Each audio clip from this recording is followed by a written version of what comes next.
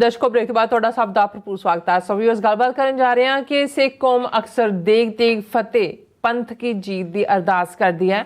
ਇੱਕ ਸਿੱਖ ਨੌਜਵਾਨ ਸ਼ਾਹਬਾਜ਼ ਸਿੰਘ ਨੇ ਬਿਆਨਿਆ ਹੈ ਕਿ ਦੇਗ ਤੇਗ ਫਤਿਹ ਅਸਲ ਵਿੱਚ ਉਹ ਘੜੀ ਹੈ ਜਿਹੜੀ ਮੁਕੰਮਲ ਧਾਰਮਿਕ ਅਤੇ ਆਰਥਿਕ ਆਜ਼ਾਦੀ ਦੀ ਗਰੰਟੀ ਹੈ। ਸੋ ਇਸ ਬਾਰੇ ਆਪਾਂ ਗੱਲਬਾਤ ਕਰਨ ਜਾ ਰਹੇ ਹਾਂ। ਸੋ ਅਸੀਂ ਚਾਹਾਂਗੇ ਕਿ ਤੁਸੀਂ ਇਸੇ ਤਰ੍ਹਾਂ ਬਣੇ ਰਹਿਣਾ ਦੇਖਣ ਸੁਣਨ ਲਈ ਲਿਖਣ ਲਈ ਤੁਹਾਡਾ ਸਭ ਦਾ ਬਹੁਤ ਬਹੁਤ ਧੰਨਵਾਦ ਜੀ। ਡਾਕਟਰ ਸਾਹਿਬ ਕੀ ਵਿਚਾਰਾਂ ਨੇ?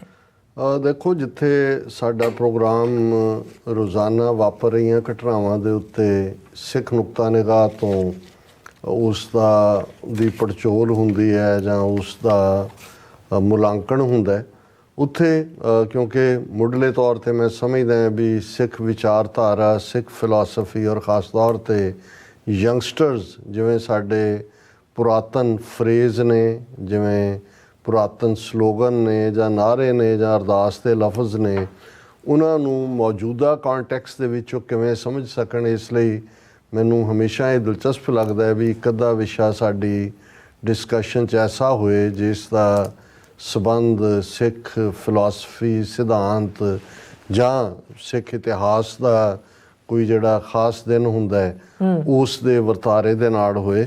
ਸਾਡੇ ਇੱਕ ਨੌਜਵਾਨ ਵਿਊਅਰ ਸਾਡੇ ਨਾਲ ਜੁੜੇ ਨੇ, ਸ਼ਾਹਬਾਜ਼ ਸਿੰਘ। ਉਹ ਕਾਫੀ ਚੰਗੇ ਢੰਗ ਨਾਲ ਜਿੱਥੇ ਉਹ ਸਿੱਖ ਫਿਲਾਸਫੀ ਨੂੰ ਸਮਝਦੇ ਨੇ, ਉੱਥੇ ਉਹ ਯੰਗਰ ਜਨਰੇਸ਼ਨ ਨੂੰ ਵੀ ਗਾਈਡਲਾਈਨ ਦੇਣਾ ਚਾਹੁੰਦੇ ਨੇ ਕਿ ਵੀ ਇਹ ਜਦੋਂ ਤੁਸੀਂ ਦੇਗ ਤੇਗ ਫਤਿਹ, ਬਿਰਧ ਕੀ ਪੈਜ, ਪੰਥ ਕੀ ਜੀਤ, ਸ੍ਰੀ ਸਾਹਿਬ ਜੀ ਸਹਾਏ, ਇਹ ਮਹਿਜ਼ ਫਰੇਜ਼ ਨਹੀਂ ਨੇ ਜਿਹੜੇ ਕਿ ਟਾਈਮ ਜਾਂ ਸਮਾਂ ਵਿਹਾ ਚੁੱਕੇ ਨੇ ਜਾਂ ਅੱਜ ਉਹਨਾਂ ਦੀ ਰੈਲੇਵੈਂਸ ਨਹੀਂ ਹੈ, ਕਿਉਂਕਿ ਅੱਜ ਦਾ ਨੌਜਵਾਨ ਤਾਂ ਸਿੱਧੇ ਸਾਦੇ ਪੱਖ ਤੋਂ ਜਿਹੜਾ ਉਹ ਦੇਖਣ ਸਮਝਣ ਦੀ ਕੋਸ਼ਿਸ਼ ਕਰਦਾ ਹੈ ਕਿ how it will anything will effect my religious life, my economical life, my political life, my social life ਔਰ ਸਪਿਰਿਚੁਅਲ ਤਾਂ ਉਹ ਜਿਹੜੇ ਨੇ ਉਹ I am trying to search myself, ਉਹ ਤਾਂ ਗਵਾਚੇ ਹੀ ਹੁੰਦੇ ਨੇ। ਸੋ ਮੈਨੂੰ ਇਹ ਛੋਟਾ ਜਿਹਾ ਰਾਈਟ ਅਪ ਹੈ। ਮੈਨੂੰ ਇਹ ਲੱਗਿਆ ਕਿ ਵੀ ਬੇਸ਼ੱਕ ਉਹਨਾਂ ਨੇ ਅੰਗਰੇਜ਼ੀ 'ਚ ਲਿਖਿਆ ਅਤੇ ਜਿਹੜੇ ਅੰਗਰੇਜ਼ੀ ਜਾਣਨ ਵਾਲੇ ਨੇ ਉਹਨਾਂ ਦੇ ਲਈ ਤਾਂ ਇਹ ਗੁਣਕਾਰੀ ਹੋਏਗਾ ਹੀ, ਪਰ ਇਸ ਪਰਸਪੈਕਟਿਵ ਤੋਂ, ਕਿਉਂਕਿ ਬਹੁਤ ਵਾਰ ਅਸੀਂ ਵੀ ਕੁਝ ਜਿਹੜੇ ਫਰੇਜ਼ ਹੁੰਦੇ ਨੇ ਉਹਨਾਂ ਨੂੰ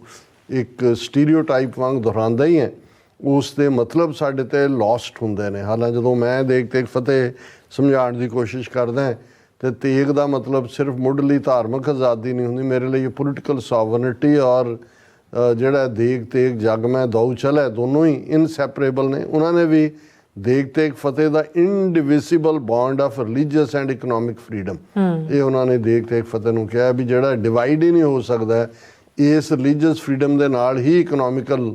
ਹਾਲਾਂਕਿ ਜਦੋਂ ਅਸੀਂ ਦੇਗ ਦੀ ਫਤਿਹ ਦੀ ਗੱਲ ਕਰਦੇ ਹਾਂ, ਜੇ ਅਸੀਂ ਕਰੋਨਾ 'ਚ ਸਿੱਖਾਂ ਦਾ ਰੋਲ ਜਾਂ ਗੁਰੂ ਕਾ ਲੰਗਰ ਜਾਂ ਕੋਈ ਭੁੱਖਾ ਨਾ ਸੋਵੇ, ਪਹਿਲੇ ਪੰਗਤ ਪਾਛੇ ਸੰਗਤ, ਉਹ ਸਾਰੀਆਂ ਪਰੰਪਰਾਵਾਂ ਦੀ ਯਾਦ ਦਹਾਨੀ ਕਰਵਾਉਂਦੇ, ਪਰ ਇਹ ਵੈਸਟਰਨ ਪਰਸਪੈਕਟਿਵ ਤੋਂ ਉਹਨਾਂ ਨੇ, ਸ਼ਾਹਬਾਜ਼ ਸਿੰਘ ਨੇ ਕਿਵੇਂ ਦੇਖਿਆ ਇਸ ਨੂੰ, ਇਹ ਮੈਂ ਸਾਂਝਾ ਕਰਨਾ ਚਾਹਾਂਗਾ।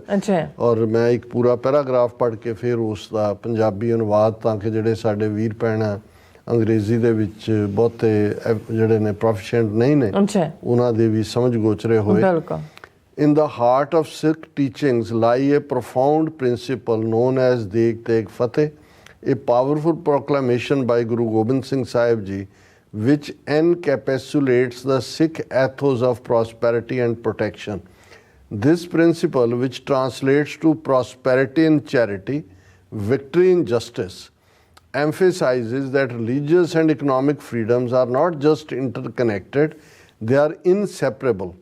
In today's discourse on freedom, this ancient wisdom offers a timeless reminder: you cannot sacrifice one form of liberty in the pursuit of another without compromising both. ਉਹਨਾਂ ਨੇ ਕਿਹਾ ਵੀ ਇਹ ਜਿਹੜਾ ਸਿੱਖ ਟੀਚਿੰਗਸ ਦੇ ਦਿਲ ਜਿਗਰੇ ਦੇ ਉੱਤੇ ਜਿਹੜੇ ਲਫ਼ਜ਼ ਉਕਰੇ ਹੋਏ ਨੇ, ਦੇਗ ਤੇਗ ਫਤਿਹ, ਇਹ 10ਵੇਂ ਪਾਤਸ਼ਾਹ ਦੀ ਬਹੁਤ ਮਜ਼ਬੂਤ ਐਲਾਨਨਾਮਾ ਹੈ, ਜਿਹੜਾ ਕਿ ਸਿੱਖਾਂ ਦੀ ਪ੍ਰੋਸਪੈਰਿਟੀ ਔਰ ਪ੍ਰੋਟੈਕਸ਼ਨ, ਉਹਨਾਂ ਦੋਨਾਂ ਨੂੰ ਜਿਹੜਾ ਉਸ ਦੀ ਨੁਮਾਇੰਦਗੀ ਕਰਦਾ ਹੈ। ਜਿਸ ਦਾ ਮਤਲਬ ਇਹ ਹੈ ਕਿ ਵੀ ਜਿੱਥੇ ਤੁਸੀਂ ਜਦੋਂ ਮਦਦ ਦੇ ਉੱਤੇ ਆਉਂਦੇ ਹੋ, ਉਹਦੇ 'ਚੋਂ ਤੁਹਾਡੀ ਪ੍ਰੋਸਪੈਰਿਟੀ ਨਿਕਲ ਰਹੀ ਹੁੰਦੀ ਹੈ, ਔਰ ਜਦੋਂ ਤੁਸੀਂ ਜਸਟਿਸ ਲਈ ਖਲੋਂਦੇ ਹੋ, ਜਸਟਿਸ ਡਿਲੀਵਰ ਕਰਦੇ ਹੋ, ਜਸਟਿਸ ਲਈ ਲੜਦੇ ਹੋ, ਉਹਦੇ 'ਚ ਤੁਹਾਡੀ ਵਿਕਟਰੀ ਨਿਹਿਤ ਹੁੰਦੀ ਹੈ। ਕਿ ਵੀ ਇਹ ਦੋਵੇਂ ਫਰੀਡਮਸ, ਧਾਰਮਿਕ ਔਰ ਆਰਥਿਕ ਆਜ਼ਾਦੀ, ਇਹ ਦੱਸਦੀਆਂ ਨੇ ਕਿ ਇਹ ਨਹੀਂ ਕਿ ਵੀ ਉਹ ਜੁੜੇ ਹੋਏ ਨੇ, ਉਹਨਾਂ ਦਾ ਜੜਾਵ ਹੈ, ਪਰ ਉਹ ਨਾ ਜੁਦਾ ਹੋਣ ਵਾਲੇ ਨੇ, ਇਨਸੈਪਰੇਬਲ ਨੇ, ਸਿਰਫ ਇੰਟਰਕਨੈਕਟਡ ਨਹੀਂ ਨੇ।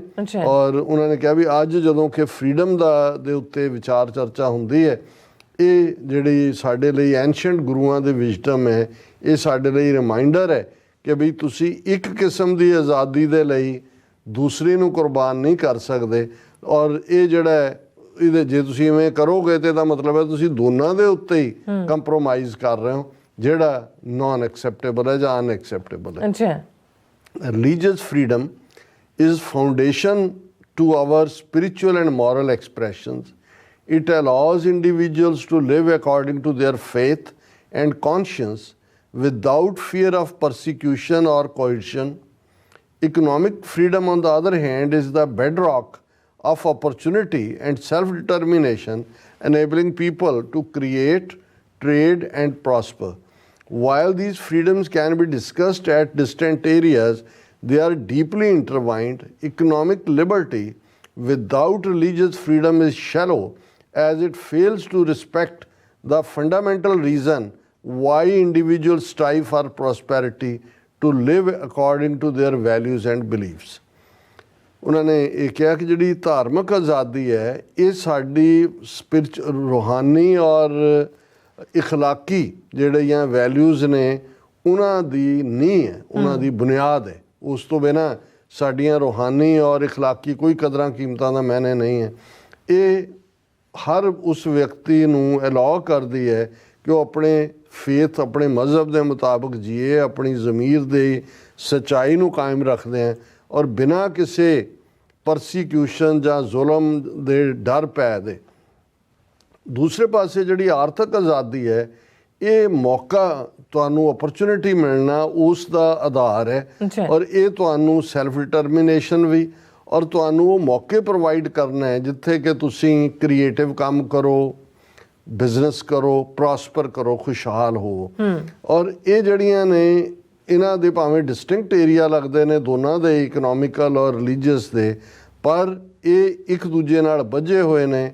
ਇਕਨੋਮਿਕ ਲਿਬਰਟੀ ਤੁਸੀਂ ਕਹੋ ਜੀ ਅਸੀਂ ਆਰਥਿਕ ਬਹੁਤ ਸੁਧਾਰ ਕਰ ਦਿੱਤੇ ਨੇ ਔਰ ਦੂਜੇ ਨੇ, ਪਰ ਜੇ ਰਿਲੀਜੀਅਸ ਫਰੀडम ਨਹੀਂ ਹੈ ਤੇ ਇਹ ਸਭ ਬੜੇ ਸ਼ੈਲੋ ਨੇ, ਹੌਲੋ ਨੇ, ਇਹਦਾ ਕੋਈ ਮਤਲਬ ਨਹੀਂ ਹੈ। ਕਿਉਂਕਿ ਇਹਦਾ ਮਤਲਬ ਇਹ ਹੈ ਕਿ ਟ੍ਰੇਡ ਦੇ ਵਿੱਚ ਤੁਸੀਂ ਫਸ ਕੇ ਜਿਹੜੇ ਫੰਡਾਮੈਂਟਲ ਰੀਜ਼ਨ ਨੇ ਇੰਡੀਵਿਜੂਅਲ ਦੀ ਹੋਂਦ ਦੇ, ਉਸ ਦੇ ਨਾਲ ਤੁਸੀਂ ਕੰਪਰੋਮਾਈਜ਼ ਕਰਦੇ ਹੋ ਉਹਨਾਂ ਵੈਲਿਊਜ਼ ਔਰ ਬਿਲੀਫ ਸਿਸਟਮ ਦੇ ਨਾਲ। ਦਾ ਪ੍ਰਿੰਸੀਪਲ ਦੇਗ ਤੇਗ ਫਤਿਹ beautifully illustrates how religious liberty underpins economic endeavors in Sikh communities. For example, the common practice of langar, a free community kitchen, shows how economic resources are utilized to reinforce religious tenets of equality and compassion. Here, economic means support a spiritual end, providing a clear example of how intertwined these freedoms are. Without economic resources, such religious practices would struggle to sustain. Conversely, without the religious impulses, the economic means might lack direction and purpose. ਹੁਣ ਅਸੀਂ ਅਰਦਾਸ ਕਰਦੇ ਹਾਂ ਸਰਬੱਤ ਦਾ ਭਲਾ। ਜੇ ਤੁਹਾਡੇ ਆਪਣੇ ਖਾਣ ਨੂੰ ਰੋਟੀ ਨਹੀਂ ਹੈ, ਤੁਹਾਡੇ ਇਕਨੋਮਿਕਲ ਸੋਰਸ ਖੋਲੇ ਗਏ ਨੇ, ਤੁਸੀਂ ਤਾਂ ਆਪਣਾ ਭਲਾ ਹੀ ਨਹੀਂ ਕਰ ਸਕਦੇ, ਸਰਬੱਤ ਦਾ ਕਿੱਥੋਂ ਕਰੋਗੇ? ਸੋ ਜਦੋਂ ਅਸੀਂ ਇਹ ਔਰ ਇਹਦੇ 'ਚ ਬੜੀ ਖੂਬਸੂਰਤੀ ਨਾਲ ਇਸ 'ਚ ਡਿਸਕਸ ਕੀਤਾ ਗਿਆ ਕਿ ਬਈ ਇਹ ਜਿਹੜੀ ਹੈ ਇਹ ਦੱਸਦੀ ਹੈ ਕਿ ਕਿਵੇਂ ਜਿਹੜੀ ਰਿਲੀਜੀਅਸ ਲਿਬਰਟੀ ਹੈ ਉਹ ਬੈਡਰੌਕ ਹੈ ਇਕਨੋਮਿਕਲ ਪ੍ਰੋਸਪੈਰਿਟੀ ਦਾ। ਜੇ ਜਿਵੇਂ ਸਿੱਖ ਕਮਿਊਨਿਟੀਜ਼ ਨੇ ਲੰਗਰ ਹੈ, ਫ੍ਰੀ ਕਮਿਊਨਿਟੀ ਕਿਚਨ, ਇਹ ਦੱਸਦਾ ਕਿ ਵੀ ਜੇ ਤੁਹਾਡੇ ਕੋਲ ਆਰਥਿਕ ਸਾਧਨ ਨੇ ਉਹਨੂੰ ਤੁਸੀਂ ਕਿਵੇਂ ਧਾਰਮਿਕ ਦਾਇਰਾਕਾਰ 'ਚ ਲਿਆ ਕੇ ਬਰਾਬਰੀ ਔਰ ਦਇਆ, ਕੰਪੈਸ਼ਨ ਦੇ ਲਈ ਦੂਸਰਿਆਂ ਦੀ ਮਦਦ ਲਈ ਉਤਰਦੇ ਹੋ। ਇੱਥੇ ਜਿਹੜੇ ਤੁਹਾਡੇ ਆਰਥਿਕ ਮੀਨ ਨੇ ਉਹ ਸਪਿਰਿਚੁਅਲ ਐਂਡ ਤੱਕ ਤੁਹਾਨੂੰ ਲੈ ਕੇ ਜਾਂਦੇ ਨੇ ਔਰ ਇਹ ਇੱਕ ਬੜੀ ਕਲੀਅਰ ਐਗਜ਼ਾਮਪਲ ਹੈ ਕਿ ਕਿਵੇਂ ਇਕਨੋਮਿਕਲ ਫਰੀडम्स ਐਂਡ ਰਿਲੀਜੀਅਸ ਫਰੀडम्स ਉਹ ਇੰਟਰਵਾਈਨਡ ਨੇ, ਇੱਕ ਦੂਜੇ ਨਾਲ ਜੁੜੀਆਂ ਹੋਈਆਂ। ਕਿਉਂਕਿ ਜੇ ਤੁਹਾਡੇ ਕੋਲ ਇਕਨੋਮਿਕਲ ਰਿਸੋਰਸ ਨਹੀਂ ਨੇ, ਤੁਸੀਂ ਕਹੀ ਜਾਓ ਕਿ ਜੀ ਸਾਡੀ ਪਰੰਪਰਾ ਲੰਗਰ ਦੀ ਹੈ ਹੀ ਨਹੀਂ, ਤੁਹਾਡੇ ਪੱਲੇ ਖਵਾਓਗੇ ਕੀ ਕਿਸੇ ਨੂੰ, ਇਹ ਤੁਹਾਨੂੰ ਜਿਹੜੀਆਂ ਨੇ ਉਹ ਰੁਕਾਵਟ ਬਣ ਗਈਆਂ ਔਰ ਤੁਸੀਂ ਸਸਟੇਨ ਕਰਨ ਲਈ ਵੀ ਜਿਹੜਾ ਉਹ ਸਟਰਗਲ ਕਰੋਗੇ। ਇਸ ਲਈ ਦੋਨੋਂ ਹੀ ਤਰੀਕੇ ਜਿਹੜੇ ਨੇ ਉਹ ਫਿਰ ਤੁਹਾਨੂੰ ਡਾਇਰੈਕਸ਼ਨਲੈਸ ਕਰ ਦੇਣਗੇ। Meanwhile Societies that uphold religious freedom tend to foster better economic outcomes. This correlation is not coincidental but causal, not casual, but causal. When individuals are free to practice their faith openly, they contribute more fully to the economy. Businesses thrive in environments where cultural and religious diversity is respected and where the rule of law protects all aspects of identity, including faith. Economic growth in such societies is often more robust and sustainable because it is inclusive, drawing on the talents and contributions of a diverse population. ਕਿ ਵੀ ਜਿੱਥੇ religious ਫਰੀਡਮਸ ਨੇ ਉੱਥੇ economic ਜਿਹੜੇ economic prospect ਹੈ ਉਹ better ਹੋਏਗਾ, ਉਹਦੀ better outcome ਹੋਏਗੀ, ਕਿਉਂਕਿ ਇਹ ਜਿਹੜਾ ਇੱਕ ਦੂਜੇ ਨਾਲ ਜੁੜੇ ਹੋਏ ਨੇ। ਜਿੱਥੇ ਇੰਡੀਵਿਜੂਅਲਸ ਜਿਹੜੇ ਸ਼ਖਸ ਨੇ ਉਹਨਾਂ ਨੂੰ ਫਰੀਡਮ ਹੈ ਕਿ ਉਹ ਆਪਣਾ ਮਜ਼ਹਬ ਫਰੀਡਮ ਦੇ ਨਾਲ ਪ੍ਰੈਕਟਿਸ ਕਰ ਸਕਦੇ ਨੇ, ਉਹ ਫਿਰ ਬੇਡਰ ਹੋ ਕੇ ਇਕੋਨਮੀ 'ਚ ਵੀ ਕੰਟਰੀਬਿਊਟ ਕਰਦੇ ਨੇ। ਬਿਜ਼ਨਸਿਸ ਵੀ ਉਸ ਮਾਹੌਲ ਦੇ ਵਿੱਚ ਜਿੱਥੇ ਕਲਚਰ ਔਰ ਰਿਲੀਜੀਅਸ ਡਾਈਵਰਸਿਟੀ ਹੈ ਉਹ ਬਿਜ਼ਨਸ ਵੀ ਉੱਥੇ ਪ੍ਰੋਸਪਰ ਕਰਦੀ ਹੈ। ਇਕਨੋਮਿਕ ਗਰੋਥ ਜਦੋਂ ਸੁਸਾਇਟੀ 'ਚ ਹੁੰਦੀ ਹੈ ਉਹ ਜ਼ਿਆਦਾ ਰੋਬਸਟ ਹੁੰਦੀ ਹੈ, ਸਸਟੇਨ ਵੀ ਕਰਦੀ ਹੈ, ਕਿਉਂਕਿ ਉਹ ਇਨਕਲੂਸਿਵ ਹੁੰਦੀ ਹੈ, ਉਹਦੇ ਸਾਰੇ ਐਲੀਮੈਂਟ ਇੱਕ ਦੂਜੇ ਜੁੜੇ ਹੁੰਦੇ ਨੇ ਔਰ ਇਸ ਤਰੀਕੇ ਨਾਲ ਤੁਸੀਂ ਡਾਈਵਰਸ ਪੋਪੂਲੇਸ਼ਨ ਦੇ ਪਰਪਸ ਨੂੰ ਸਰਵ ਕਰ ਰਹੇ ਹੁੰਦੇ ਹੋ। ਕਨਵਰਸਲੀ ਹੁਣ ਇਹ ਤੇ ਹੈ ਜਿੱਥੇ ਰਿਲੀਜੀਅਸ ਫਰੀਡਮਸ ਨੇ ਉਹਦੇ 'ਚ ਕਿਵੇਂ ਇਕਨੋਮਿਕਲ ਪ੍ਰੋਸਪੈਰਿਟੀ ਔਰ ਗਿਵ ਬੈਕ, ਪਰ ਇਹਦੇ ਉਲਟ when religious freedoms are suppressed economic freedoms often wane, ਉੜ ਜਾਂਦੀਆਂ ਨੇ। ਜਿੱਥੇ ਤੁਸੀਂ ਧਾਰਮਿਕ ਆਜ਼ਾਦੀਆਂ ਨੂੰ ਕੁਚਲਦੇ ਹੋ, centralised control which limits religious expression typically extends into economic sphere, leading to inefficiencies and corruption. ਜਦੋਂ ਸੈਂਟਰਲਾਈਜ਼ ਕੰਟਰੋਲ ਹੁੰਦਾ ਹੈ, ਤੁਹਾਡੀ ਰਿਲੀਜੀਅਸ ਐਕਸਪ੍ਰੈਸ਼ਨ ਦੇ ਉੱਤੇ ਪਾਬੰਦੀ ਹੈ, ਉਹ ਤੁਹਾਨੂੰ ਇਕਨੋਮਿਕਲੀ ਵੀ ਦੱਬ ਦਿੰਦਾ ਹੈ ਔਰ ਇਸ ਦੇ ਨਾਲ ਨਾਲ ਜਿਹੜੀ ਹੈ ਕਰਪਸ਼ਨ ਔਰ ਇਨਐਫੀਸ਼ੀਐਂਸੀ ਜਿਹਦੇ 'ਚ ਤੁਸੀਂ ਨਾਕਾਬਲ ਲੋਕ ਅੱਗੇ ਆਉਂਦੇ ਨੇ। ਦ ਸਟਿਫਲਿੰਗ ਆਫ ਇਨੋਵੇਸ਼ਨ ਐਂਡ ਕ੍ਰੀਏਟੀਵਿਟੀ ਇਨ ਸੱਚ regimes is a testament to the decay that sets in when freedoms are curtailed.